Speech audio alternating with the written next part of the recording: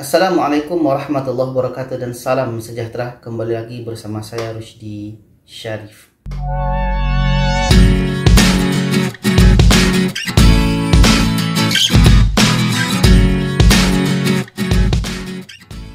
Kembali di sini saya menyapa sahabat dan penonton semua. Semoga kita selalu sehat ya. Meski kita semakin dilancarkan, urusan kita semakin dimudahkan oleh Allah Subhanahu wa taala. Amin ya Allah ya rabbal alamin. Jadi di kondisi pandemi sekarang ini, ramai TKI Malaysia ini yang dah balik ke Indonesia, ke negara kita Indonesia. Jadi seramai-ramainya mereka masuk, akhirnya mereka ingin berusaha lagi masuk ke sini.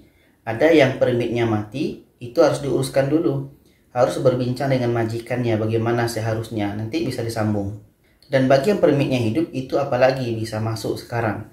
Jadi ketika kita yang pegang permit ini ingin masuk ke Malaysia, ada cara. Ya, pertama jangan lupa untuk mohon My Travel Pass. Dan yang memohon My Travel Pass ini adalah majikan. Dan ketika nanti My Travel Pass ini telah diluluskan, maka untuk masuk ke Malaysia ini hanya pada tempat yang telah ditentukan oleh Kerajaan Malaysia. Kalau seandainya kita mau terbang ke Batam dan masuk ke Johor, itu dengan kapal laut, itu tidak bisa. Karena sekarang kalau kita lihat di My Travel Pass itu, bagi yang permit atau MITE, itu hanya bisa masuk melalui 4 pintu saja. 4 pintu kemasukan ke Malaysia ini.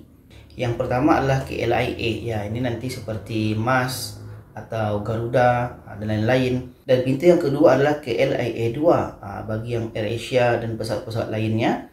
Jadi pintu 2 ini akan dibuka kepada orang yang pegang permit dan yang sudah mendapatkan kelulusan My Travel Pass. Dan pintu yang ketiga adalah Bayan Lepas International Airport. Ini di Penang ya. Tapi kalau di Penang ini kadang ada jadwal, kadang ada tidak. Tapi kalau kita lihat di jadwal itu, apakah di AirAsia atau mungkin di airpass.com itu ada selang-seli jadwalnya. Jadi kita lihat saja nanti di aplikasi AirAsia atau airpass.com, tiket yang mengarah ke Penang atau tiket yang tujuannya ke Penang. Nanti itu bisa masuk.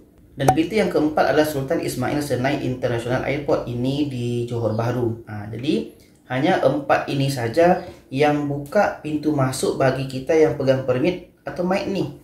Jadi nanti kalau yang punya permit nih ingin berusaha masuk melalui kapal laut, memang itu nanti akan ditolak ya, walaupun nanti My Travel Pass diluluskan.